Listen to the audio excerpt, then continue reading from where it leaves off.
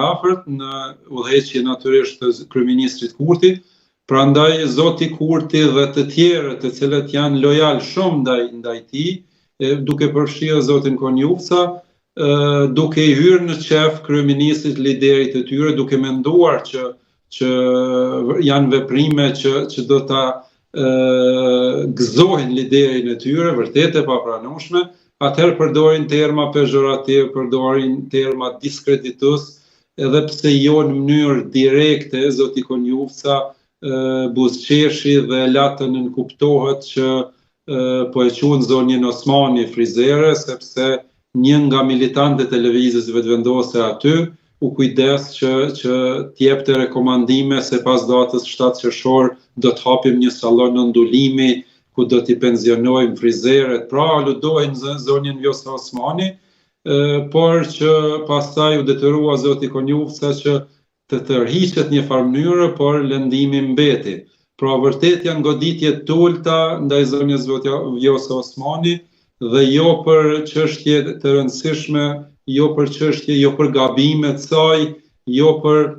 mos lojalitet ndaj shtetit apo ndaj vetë zotit Kurti të kaluar nga Vjosa Osmani, por vetëm për arsyeën e vetme që ajo u bë një nga faktorët kryesor politikës jashtme të Kosovës, u takua me zotin Trump, u takua me lider botror, u antarësoi Kosovën në bordin e paqes, mori pjesë në themelimin e saj. Prandaj këtë zoti Kurti nuk e fal, nuk e pranon, nuk lejon djell tjetër të rrezojnë afër tij. Ai është dhe dëshiron që pas këtij disa pozita të jenë boshe, pastaj të fillon numërimi nga poshtë. Pra, këto janë ato arsyet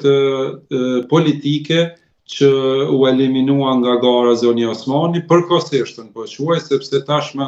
ajo është rreshtuar përsëri për Krahalies Demokratike të Kosovës, partisë që ka qenë antare dikur dhe e cila ka nominuar edhe për kryeministre të vendit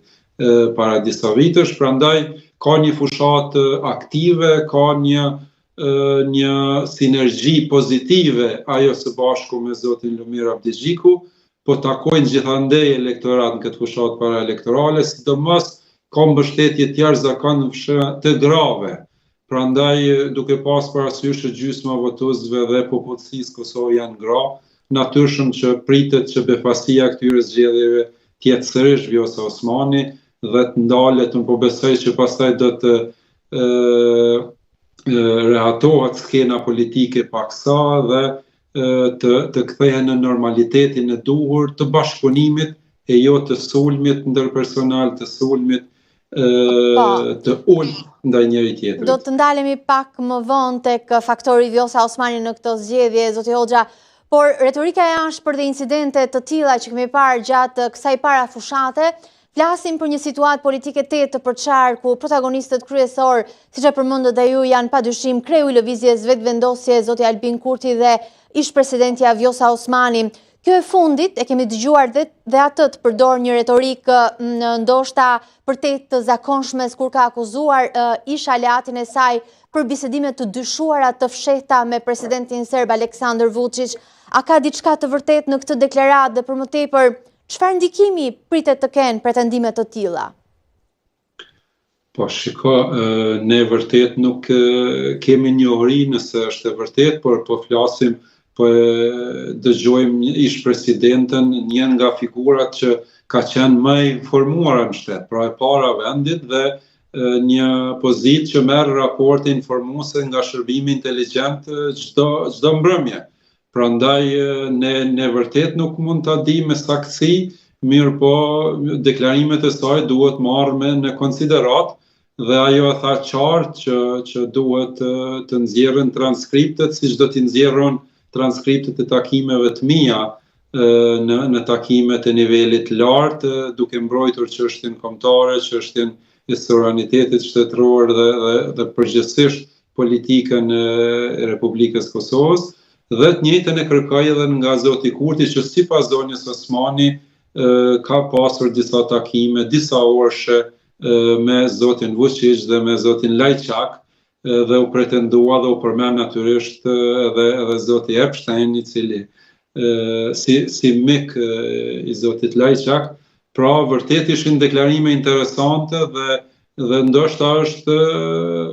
në fatkeqësi në kuptim nëse s'është zgjedhur Vjosa dhe mund ta quaj si një lloj fatkeqësie, atëherë fati është që ne mund të marrim vesh për veprimet që janë ndërmarrë nga krerët e shtetit, të cilat ndoshta janë pa transparencën e duhur, dhe vetëm kjo është mënyra që do ta nxjerrin në pa, ndoshta gjatë fushatës zyrtare që do të fillojë me 27 maj të këtij muaji, prandaj mbetet shihet nëse qëndrojnë këto, nëse do të intensifikohen akuzat e ndërsjellta, por duket që megjithatë